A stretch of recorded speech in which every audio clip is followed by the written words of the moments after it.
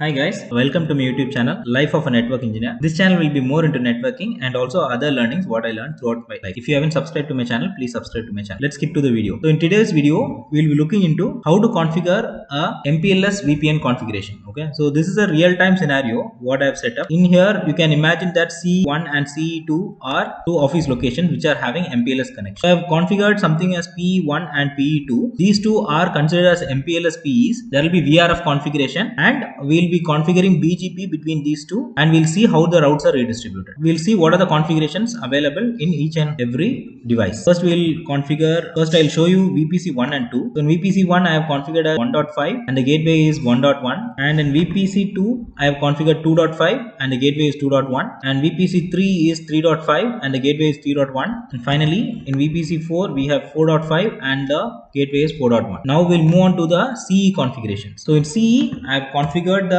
basic configuration which will be available in a customer CE router. So the IP address are 10.1.1.1 which is the gateway, 2.1 which is also the gateway, and 1.1 and 1.5 which are used for eBGP. So I'll show you the interface configuration. There is nothing special about it, just the IP address, and also 2/0 just the IP address. I'll show you the BGP configuration.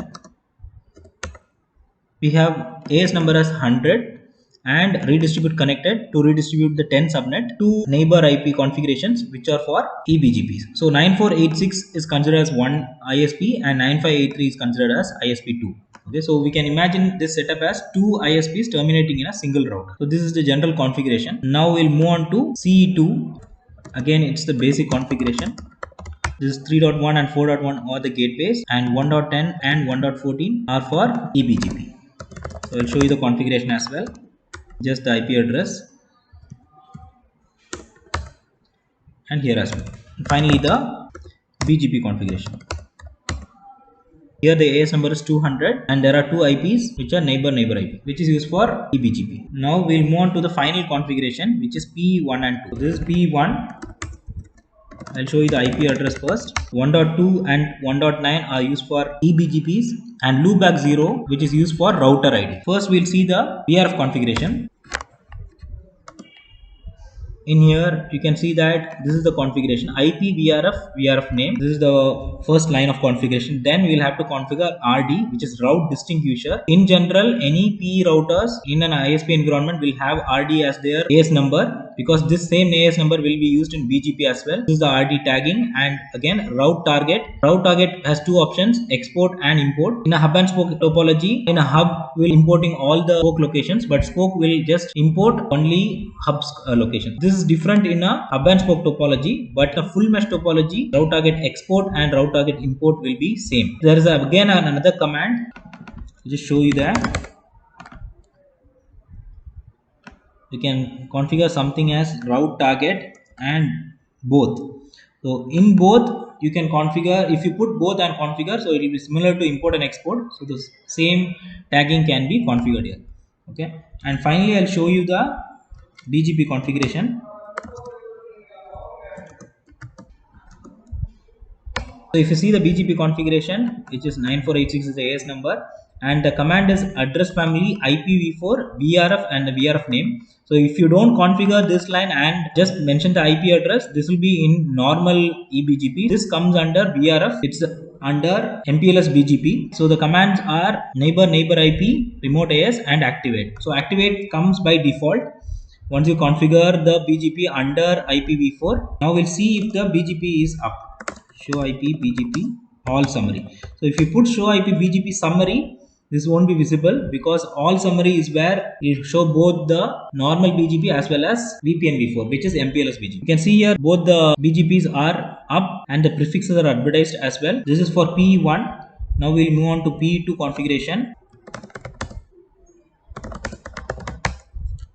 It's a similar kind of configuration, and the loopback 0 is used for router ID.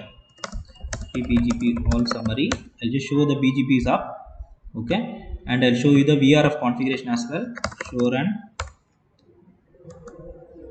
You can see here it's a similar kind of configuration. VRF name is ISP2 and 9583 is the AS number in general, and route target which is import and export of the same, because it's a full mesh. Now we'll see the BGP configuration 9583. So similarly, as I said, IPv4 VRF name is mandatory, so as to bring the BGP up, and then just two IPs, and this activate is by default. Okay, it generates by default. So this is the entire configuration. I'll just give you another heads up. This PE1 and PE2 are the PE routers, but in a ISP environment there will be a lot of routers which are called as P router. Okay, provider router. This is provider edge, that is provider router. So those routers, the MPLS tagging in that routers as well, so as to form a cloud. But the PE routers are the only one which are connected to the customer environment, and all the P routers, which is the provider routers, will have the routes but will act as a cloud. Each VRF name will be considered as separate VRF cloud which is dedicated for one customer. So this VRF cloud name will differ. So in an ISP environment, each router will have multiple VRFs.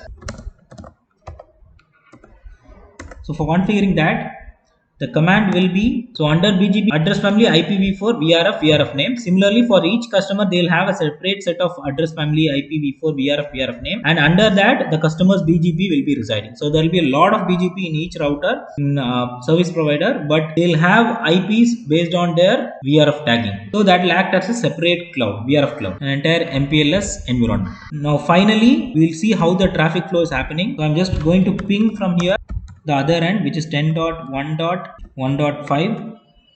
it is pinging.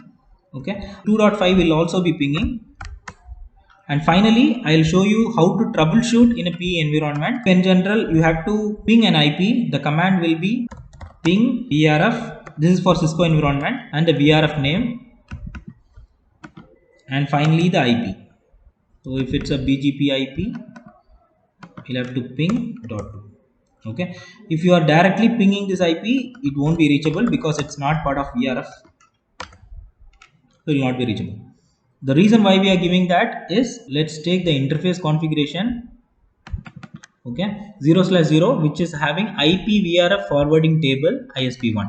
So this line is also mandatory for an interface to be part of the VRF. An eBGP link which is connected to a C router should have IP VRF forwarding table and their VRF name, and finally the IP address. So if you see show IP BGP summary, there are no BGP neighbors. You have to just put show IP BGP all summary, so as to get all the neighbors which are part of the VRF. So thanks for watching, guys. If you haven't subscribed to my channel, please subscribe to my channel. Happy learning.